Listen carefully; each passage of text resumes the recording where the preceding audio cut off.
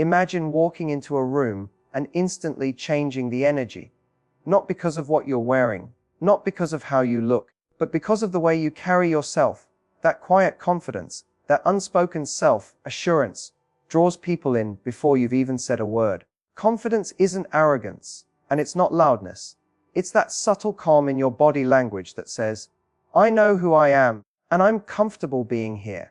That right there is where chemistry begins. People often confuse confidence with perfection. They think they'll feel confident once they look a certain way, have a certain amount of success, or gain someone's approval. But real confidence doesn't come from the outside. It's an internal decision to show up fully, even when you're not perfect. The irony is that people who accept their imperfections radiate something far more powerful than those who chase perfection. They radiate authenticity. And authenticity is magnetic. When you're confident, you give off emotional permission for others to relax. Think about it. When you're around someone who's nervous, you can feel it. Their energy makes you tense. But when you're around someone who's grounded, who seems at peace with themselves, your guard drops. You feel more open, more connected, more comfortable. That's what confidence does. It builds emotional safety. It tells the other person, you can be yourself with me. That's the foundation of chemistry. Confidence also has a rhythm. It's in your voice, your gestures, the way you hold eye contact without fear or hesitation. It's in your smile that says, I'm happy to be here, and I don't need to prove it. When you speak with calm conviction, people don't just hear your words, they feel your certainty.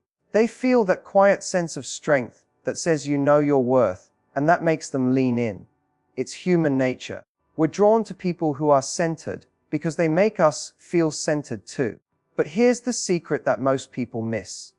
Confidence isn't about being the best person in the room. It's about not needing to be. It's about walking into that room with curiosity instead of comparison. When you focus less on, am I enough? And more on, what can I bring to this moment? You stop performing and start connecting. People sense that shift instantly. You go from seeking validation to offering value.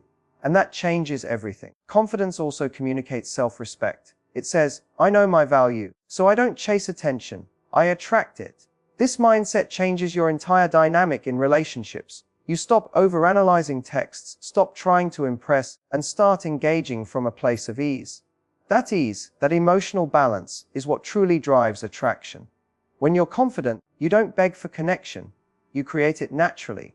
Now, let's be real. Confidence isn't something you just decide to have one day. It's built through repetition, through doing the uncomfortable thing and realizing you survived. It's built through self-awareness, knowing your strengths and owning your flaws without apology. Every time you act with integrity, every time you keep a promise to yourself, every time you push past fear, you add another brick to your confidence. It's a muscle. The more you use it, the stronger it gets. Here's a truth most people overlook. Confidence doesn't scream, it whispers.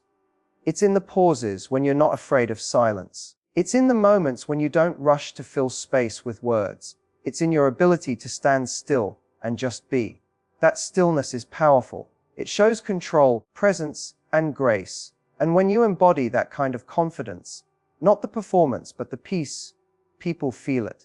They can't always explain it, but they sense it. They're drawn to your energy because it makes them feel something rarer, secure, intrigued, and alive. That's what real chemistry is made of. Not the loud moments, not the rehearsed lines, but the quiet certainty that you are enough exactly as you are. That's the kind of confidence that doesn't just create attraction, it creates connection. It doesn't demand attention, it naturally earns it.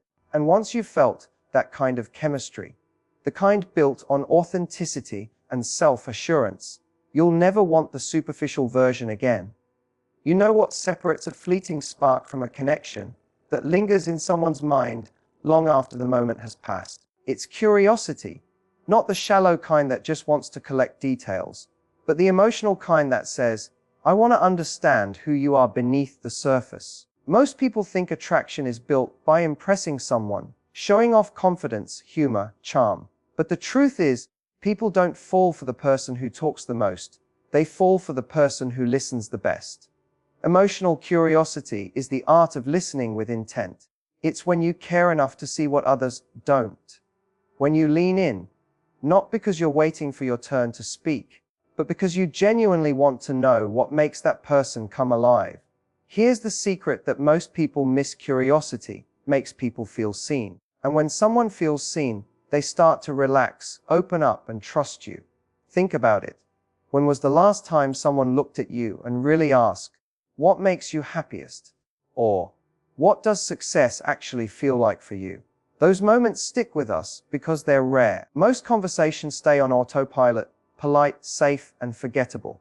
But emotional curiosity turns a simple exchange into a powerful experience. If you want to connect on that level, you have to ask better questions. Not the predictable ones, but the ones that reveal depth.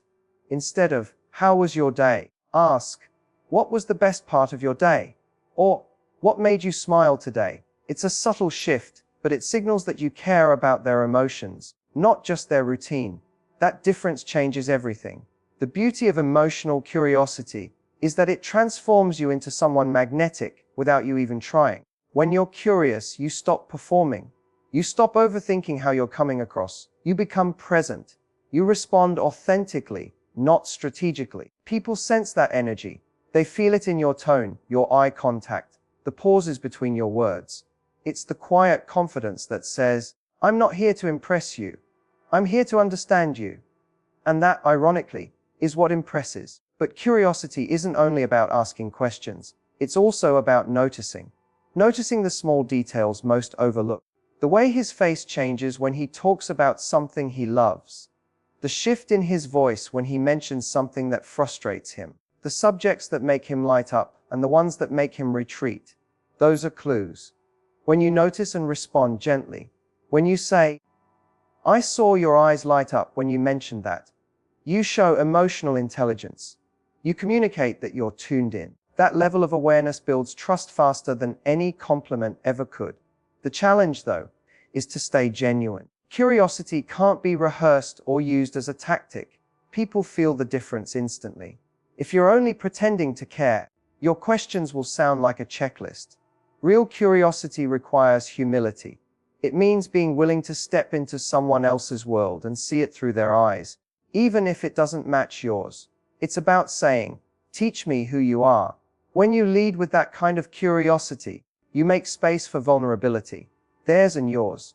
You invite honesty, and that honesty is where intimacy grows. Because underneath all the charm, attraction, and chemistry, people are simply looking for someone who listens, someone who values what they think and feel. So when you meet someone and you want to stand out, don't rush to impress. Slow down.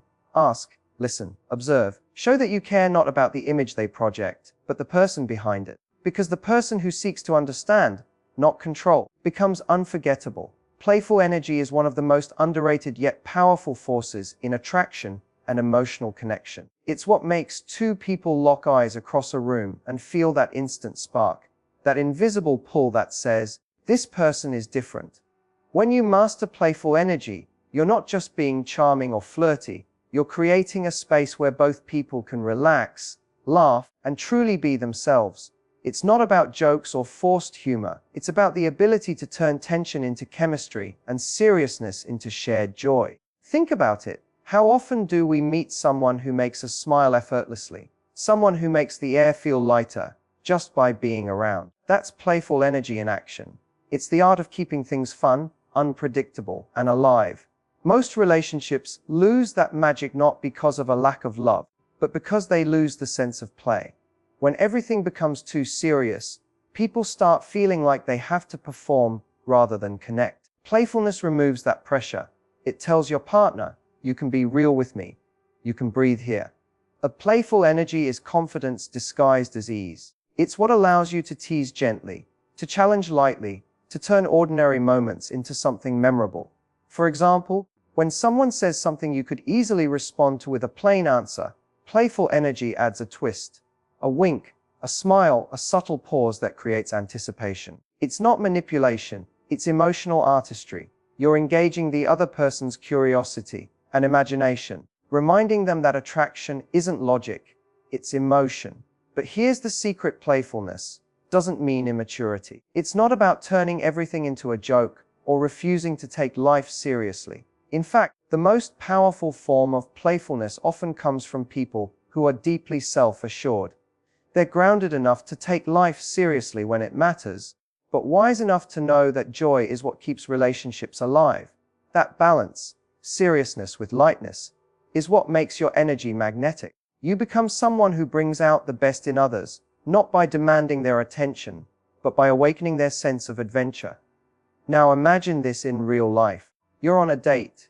The conversation is going well, but it's starting to feel like an interview. Most people would keep answering politely. A playful person, though, leans in and says something like, "Okay, serious question. If we were stuck on a deserted island, who do you think would cry first?" Instantly, the tone shifts. There's laughter, a spark of competition, a hint of curiosity. You've turned a predictable interaction into something alive. That's how attraction works, not through grand gestures, but through micro moments of spontaneity. Playfulness also shows emotional intelligence. It means you can read the room. You know when to lighten the mood, when to tease, when to challenge, and when to soften. You're in tune with your partner's energy, which builds trust. They sense that you're present, not just performing, and that presence is intoxicating. Because when someone feels that you're enjoying the moment with them, not just for them, it creates a bond that's both emotional and physical. There's another layer to this. Playfulness is deeply linked to vulnerability. You can't be playful if you're afraid of looking silly or being rejected. It requires courage to let go of control, to take emotional risks, to express yourself freely. When you do that, you're not just showing charm, you're showing authenticity. You're saying, "I'm comfortable enough with who I am that I can laugh, tease, and not take myself too seriously." That's irresistible. At its core, playful energy is the language of connection. It communicates excitement, warmth, and possibility, all without a single word about love or attraction. It tells your partner, "Being with me will never feel dull." It keeps curiosity alive, and curiosity is the heartbeat of desire. Because when two people can play together, emotionally, intellectually, and even silently, they don't just like each other. They ignite each other. Would you like me to expand this into a Matthew Hussey style spoken version, where it's written with pacing emphasis, an emotional rhythm, e.g. "Listen, here's the truth, Drew. And this is where most people go wrong." That would make it sound like something directly from his YouTube videos or seminars.